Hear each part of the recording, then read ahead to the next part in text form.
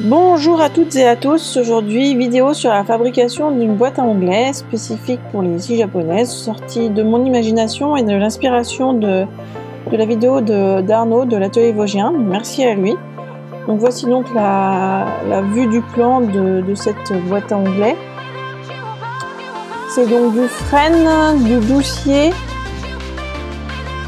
et du chêne en type de bois qui est donc préparé à la rabot d'ego. Donc il est d'abord dégauchi pour avoir différents espaces différents angles à 90 pardon.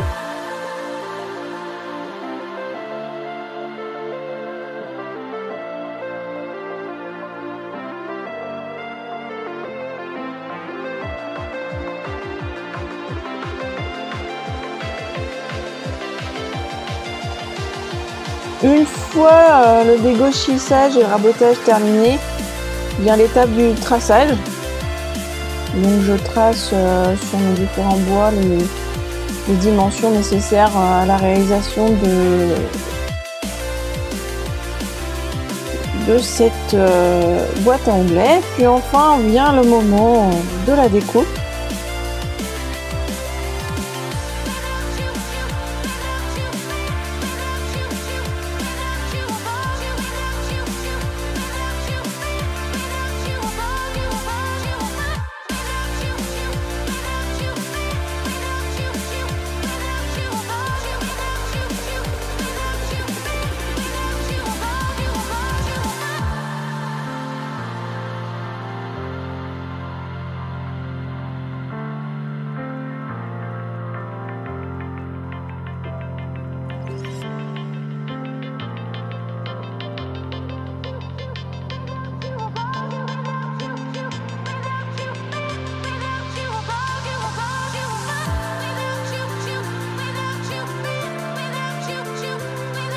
Et petite finition de rabotage pour une pièce que j'avais malheureusement oublié de raboter, qui est le chêne.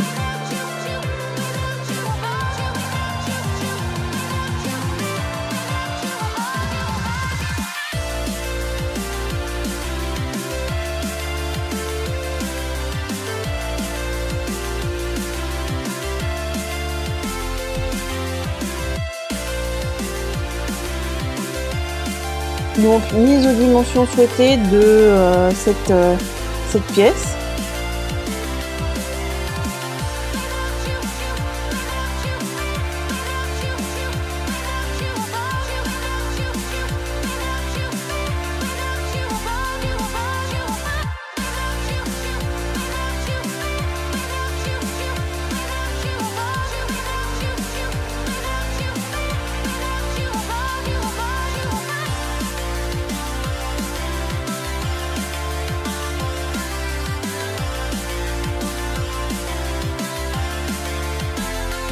Pareil, on la redécoupe à la dimension.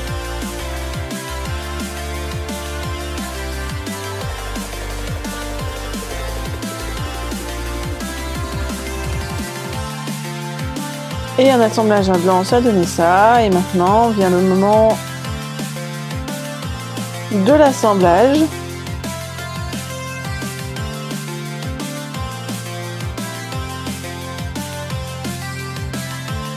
Donc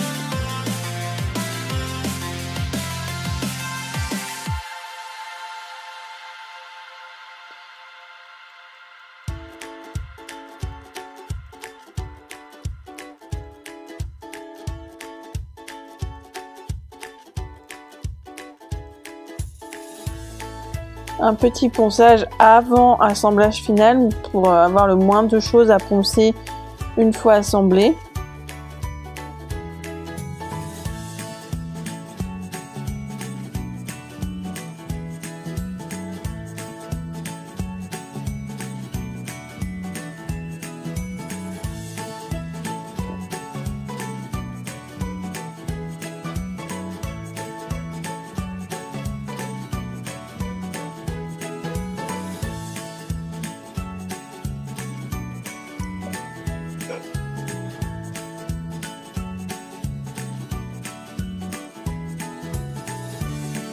traçage de quelques repères pour la découpe, angle à 45 et angle à 90.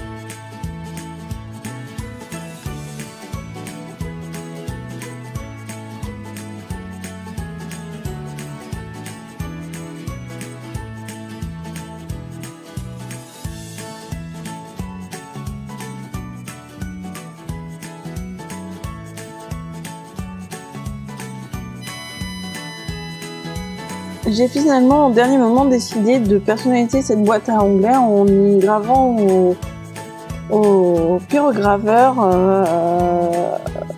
le prénom de la personne à qui elle était destinée. Donc j'imprime donc ce prénom en japonais, une boîte à onglets japonaise, autant faire jusqu'au bout.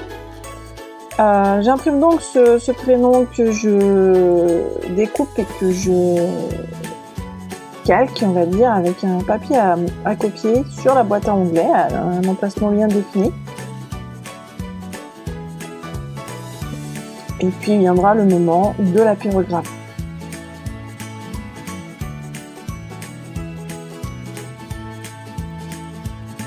Voilà. Donc on voit bien le calque du prénom.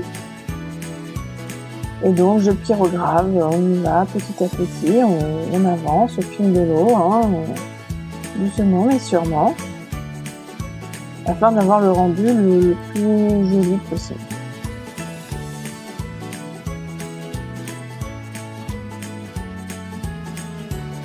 Ça m'a pris environ cette étape un peu plus d'1h30. Donc pour dire comme quoi c'est très très long au final.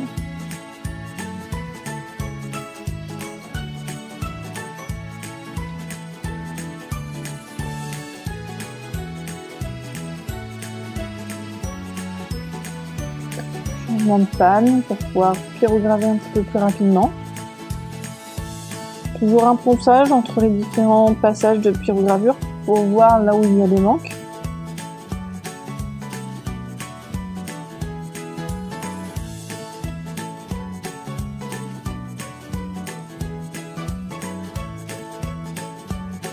Et donc là, je comble les trous. En prenant bien mon temps, parce que mine de rien, les fumées sont assez désagréables. Et, je n'avais pas d'aspiration spécifique. Donc j'avais mon masque, mais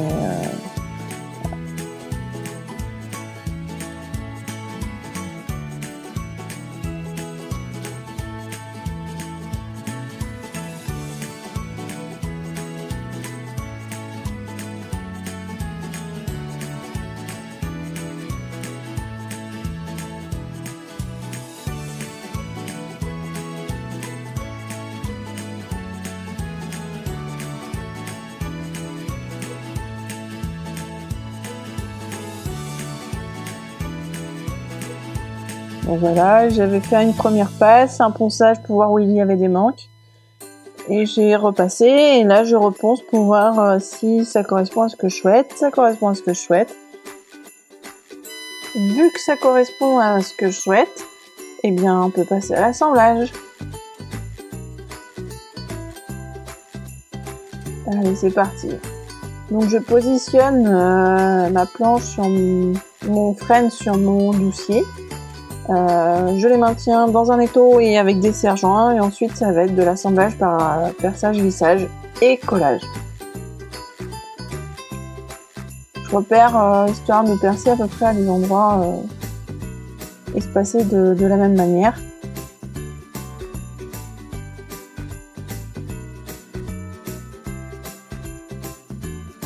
Ma mèche manquait clairement d'affûtage, depuis elle est passée à la poubelle.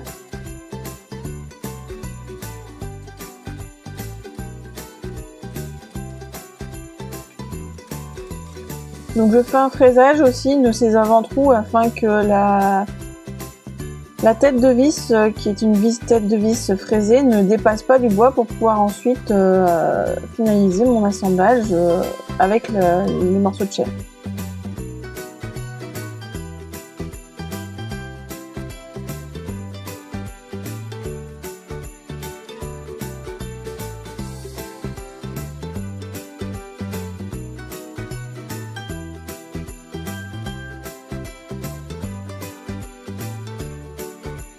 en collage.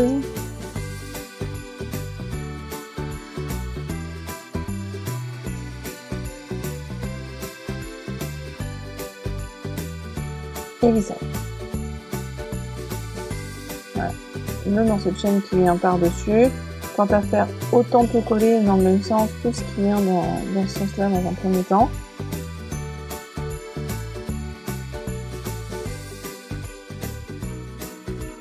Voilà, le collage a été nettoyé bien évidemment avant séchage afin de ne pas avoir de soucis. Ici, je colle l'autre côté.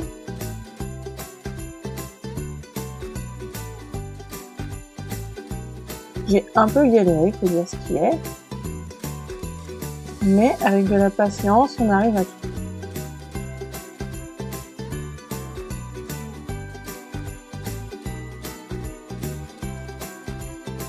Là, on nettoie bien. Partout, on en remet une petite couche s'il faut un peu partout.